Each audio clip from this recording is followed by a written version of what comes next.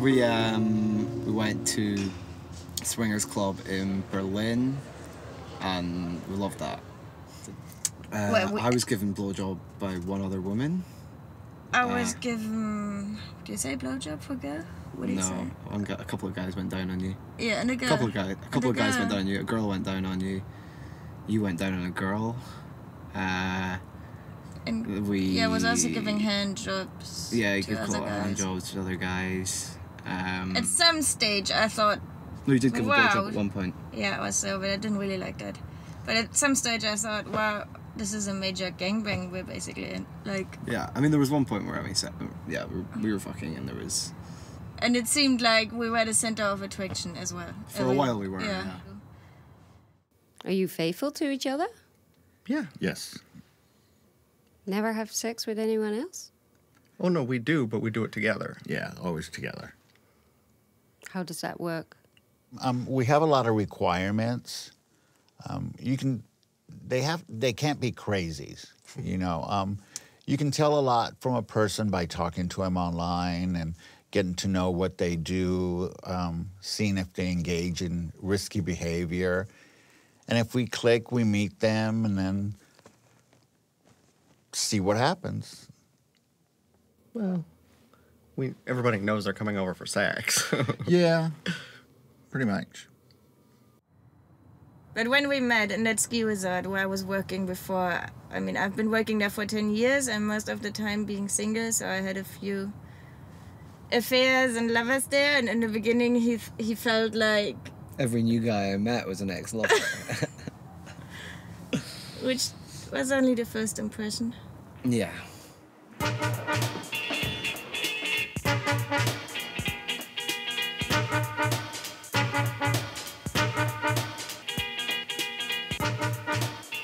There's so much casual sex in the gay scene, or is that a cliche? Is it true? Oh, no, that's not a cliche. There's a lot of casual sex. Yeah, there's a lot of casual sex.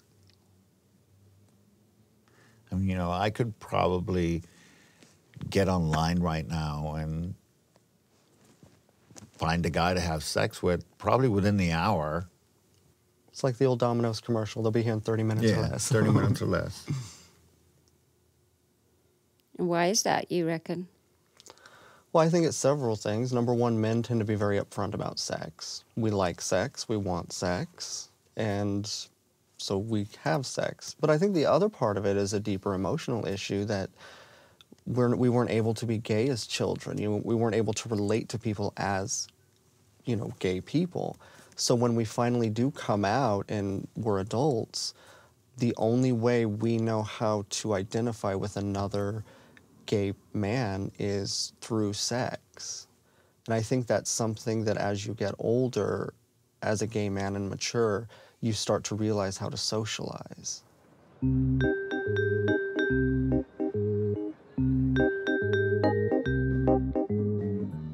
Are you ever embarrassed about being horny? No. Unless I'm like with my mum or something. Yeah. To be fair, I'm not always open, but most people are. But do you think it's normal for guys to be horny all the time? Yeah. To be honest. Why?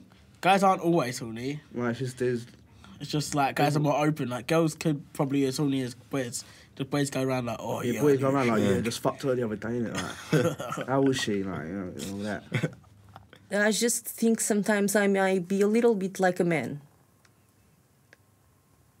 Because I see sex as I said, I see sex as physical need. And so I might look for to satisfy it in the same way you eat or you satisfy your other physical needs. And so that's how men are brought up to be, you know. That's what my grandmother told me. To men that's natural, but not to women. Omdat ik merkte dat ik ook wel gewoon 7 keer per week zin had. In het begin ook zelfs al vaker. Dat ik dacht van, jeetje, is er dan iets mis met mij? Of mag dat dan niet? Of, nou, dan zullen ze me wel... zullen ze mensen wel zien aan mij? Of ruiken? Of, ja. Nou Nou ja, dat dacht ik wel. Dan krijg je altijd ook zoiets van... Zo, jullie hebben een hoog libido. Nou hè, hey, met dan een paar van die... Ja, waarbij het voor een man wel begrepen wordt of zo. Maar als een vrouw dat dan heeft... You know, a lot of girls that just like really awkward. Do you like what? No, I'm saying you want a girl to be more like just go open, for it, innit? Like yeah. not, do you know what I mean? Like girls are just standing there like wait for you, like do you know what I'm Wait for saying? you to make it. Do everything, Yeah. bare annoying. Trust. I like girls to be not people more confident, innit? Yeah. I don't like a girl to be too confident, to be No, fair. no, 'Cause obviously that's not. just a slut. Yeah, obviously not, but like respectable. Yeah. Respectable and confident at the same time. Yeah. So how is she respectable? Like not volunteering to give a blowjob. Like, Yeah. But waiting for you to ask? Yeah, Slightly. kind of, No, confident enough to give you one. Yeah, like just do it and Yeah. like, know, innit? Like you know, Not like the girls are ripping just your trousers off. Like, come on, let's have sex. Let me suck your cock and all that. so like that though, a bit like occasionally. I mean, it's not.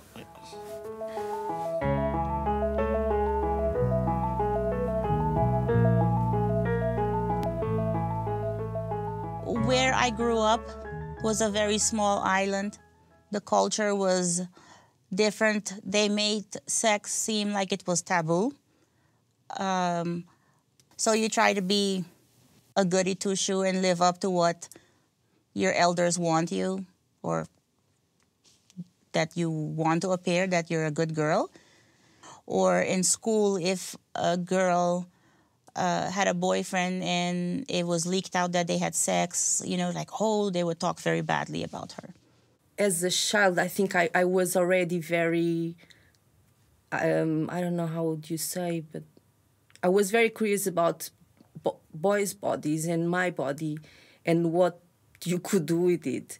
And so in preschool, there was suddenly, I don't know how, I don't have a full memory of it, I just know that suddenly a rumor went around saying that some kids went around saying I had sex with another kid, but we're talking about being 4 years old. And so it became a big issue in the school, and my parents decided to take me off school. And I'm so concerned with what other people are going to think about me, or how are they going to judge me. So in fact, in my whole have to do with that small issue then. Something quite funny happened once when I was at university, and I ordered a vibrator off the internet, but I was away, and it arrived, and she opened the parcel. Your mother? Yes, my mother opened the parcel, and I was mortified. And then I came home, and the parcel was just on my bed, opened.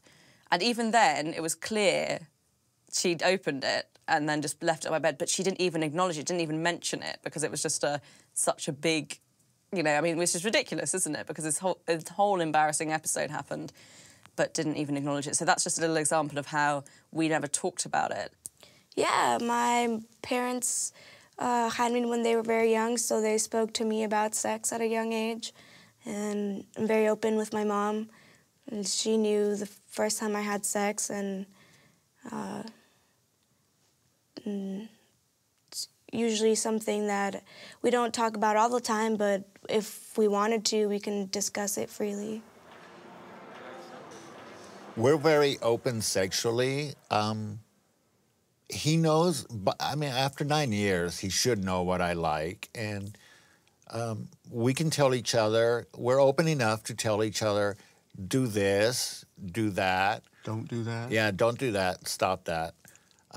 Without a fear of upsetting the other person, because we know that we're doing it for each other's pleasure. And if he's not enjoying it, you know, it's no fun for me. And I'm assuming vice versa. So we communicate very well when it comes to sex. I think I know how to give myself an orgasm first. And so I'm able to communicate to the person that is with me how it will work for me. We've both been very open from the beginning, haven't we? You much more than me, actually. Actually, near, how to say it? he didn't teach me, but he is the first boyfriend I ever talked as openly about sex and tried as many different things as well. And it's because he's quite forward. He's the best lover I've had. That's why he's stuck around for 9 years. Nothing worse than being with someone that's bad in bed.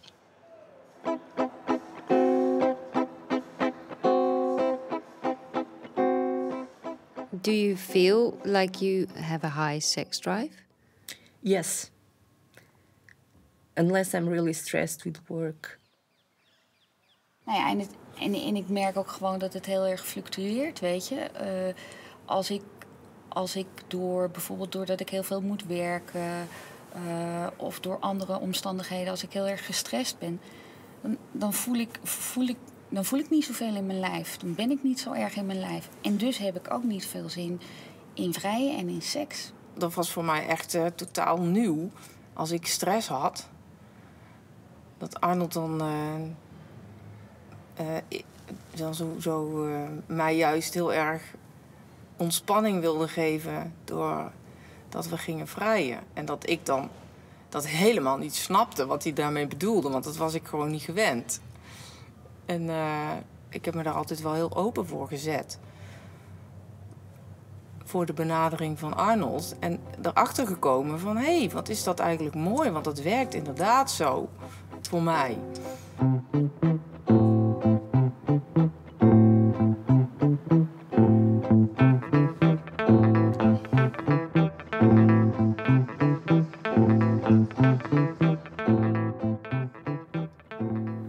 My greatest sex was Neil. I can honestly say I've had my greatest sex with Tina. What's been the greatest time? I don't know.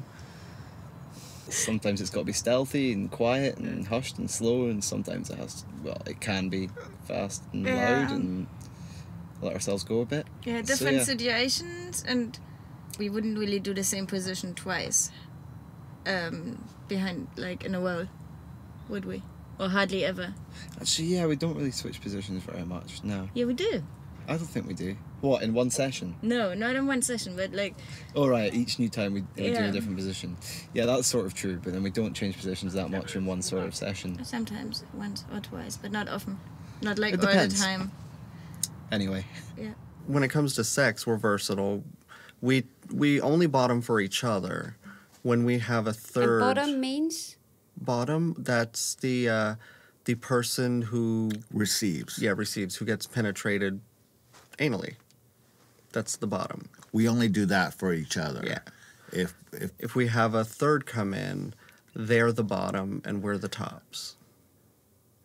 Why do you not necessarily want someone else to penetrate you anally? Well, that was more of your rule. Yeah. That was just at the beginning. It was a jealousy thing. I didn't want somebody else where I was going, you know, pretty much. But it was just a jealousy thing at the beginning. I'm just too lazy to bottom for anybody else. Yeah. Lazy? Well, you know, it's a lot goes into bottoming. Really? Well, yeah, you have, you know, anal douching and warm water and relaxing. And if you're not really into it, then it can be, you know, kind of painful. You're not a very good bottom. It takes forever. Oh, yeah. What takes forever? Penetration. Because he's like, it hurts, it hurts. Yeah. I don't really like to bottom that much. Which is another advantage to us inviting thirds in, because while I'm okay with bottoming, I also like to top. He doesn't like to bottom that much. So if we have a third person come in, that's an opportunity for me to top.